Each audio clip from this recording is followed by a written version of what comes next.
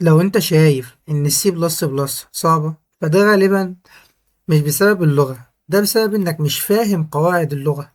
في الفيديو ده هنفهم مع بعض سينتاكس لغة سي بلس بلس بطريقة تخليك تكتب كود بنفسك. قبل ما نبدأ لازم تعرف يعني ايه سينتاكس. يعني ايه سينتاكس؟ تمام، بكل بساطة السينتاكس ده عامل زي النحو في العربي والجرامر في الانجليزي. طيب يعني ايه الكلام ده؟ بص يا عم، دلوقتي مثلا احنا لو عندنا مثال بيقولك انا رايح المدرسة. انا رايح المدرسة، تمام، جملة مفهومة ومتركبة وجاية لبعضها. تمام. لو جينا نقولها بشكل تاني، مثلا انا راح المدرسة او انا راح مدرسة، يعني هتلاقي ان الجملة مش راكبة لبعضها، مش جاية لبعضها خالص. في الجملة الأولانية أنا رايح للمدرسة اتبعنا القواعد بتاع اللغة العربية. تمام، فالجملة راكبة ومفهومة. نفس الفكرة دي بالظبط في البرمجة. كل لغة برمجة ليها قواعد خاصة بيها واللي بنسميها السينتاكس. زي ما اتفقنا. طب لو ما كتبتش الكود بالقواعد دي، أكيد البرنامج مش هيشتغل وهيطلع ايرور كتير، هيقولك ايرور سينتاكس. مش بس كده، السينتاكس أصلا هو اللي بيفهم الكمبيوتر أنا بكتب بأي لغة أصلا. يعني مثلا هل أنا أنفع أتكلم إنجليزي بالنحو بتاع العربي أو أنفع أتكلم عربي بالجرامر بتاع الإنجليزي؟ مش راكبة لبعضها. نفس النظام السينتاكس هو اللي بيميز السي بلس بلس عن بايثون، هو طريقة كتابة الكود في العموم يعني. تمام، يبقى كده نقول إيه؟ إن السينتاكس ده هو قواعد كتابة الكود، ولكل لغة برمجة سينتاكس معين أو قواعد معينة مختلفة. طيب تعال نشوف الكلام ده، الكلام بتاع القواعد ده والسينتاكس ده بيتعمل في الكود ازاي. طبعا احنا قدامنا الكود اهوت من المرة اللي فاتت. تمام، نمسح كل السطور الزيادة ديت.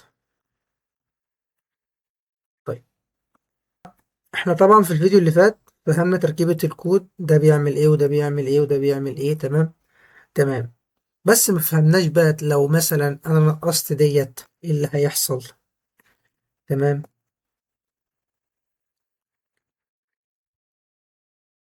او مثلا لو مسحت واحدة من الاتنين دول، او لو عكستهم ايه اللي هيحصل. هنفهم كل ده مع بعض.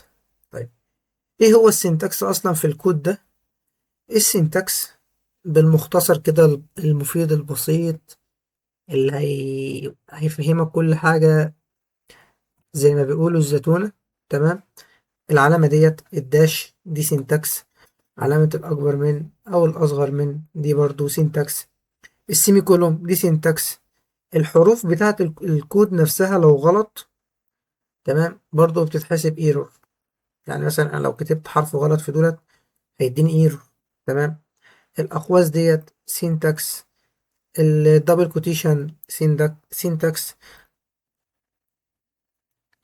طيب يعني احنا كده فهمنا ان كل العلامات ديت عبارة عن سينتاكس، او هي اللي بنسميها قواعد كتابة اللغة. تمام تمام. طيب نفهم، يعني نتعمق اكتر ونفهم لو من غير السينتاكس ده ايه اللي ممكن يحصل. نجرب مثلا نمسح الكوتيشن ديت، الدبل كوتيشن ديت. تمام، طبيعي اداني احمر دي ايرور.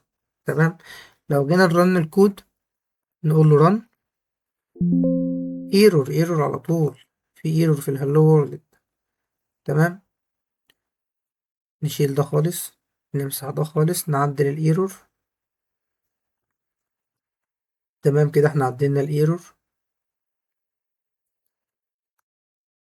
نشيل الايرور خالص، نتأكد ان مفيش اي ايرور. كده اتأكدنا مفيش اي ايرور.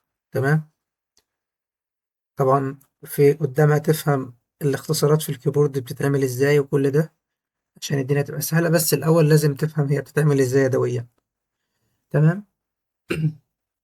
تمام كده احنا فهمنا السنتكس هو ايه أصلا، وبيكون لازمته ايه في الكود، والكود من غيره هيعمل ايه. يعني مثلا لو كده نشيل السيمي كولوم هيدي ايرور.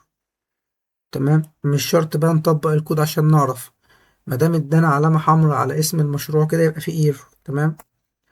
تمام، لو مثلا شيلنا دول مثلا هيدي ايرور. تمام. لو مثلا جينا وعملنا كوتيشن جوه هنا باقي الكود هياخد ايرور.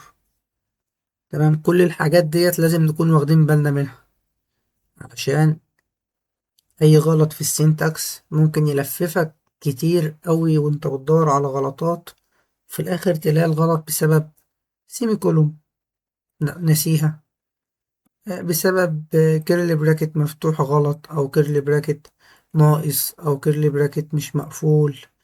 تمام، هتلاقي مثلا قوس ناقص، هتلاقي حرف غلط، يعني مثلا لو بدلنا الحرف ده بأي حرف تاني تمام غلط. تمام، كل الحاجات ديت لازم ناخد بالنا منها.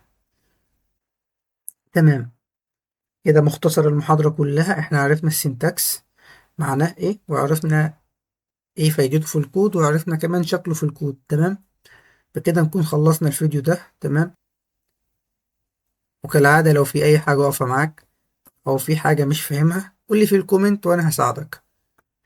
ما تنساش تعمل لايك وفولو عشان تكمل معانا في الرحلة ديت. يلا سلام، نشوفكم في فيديو جديد.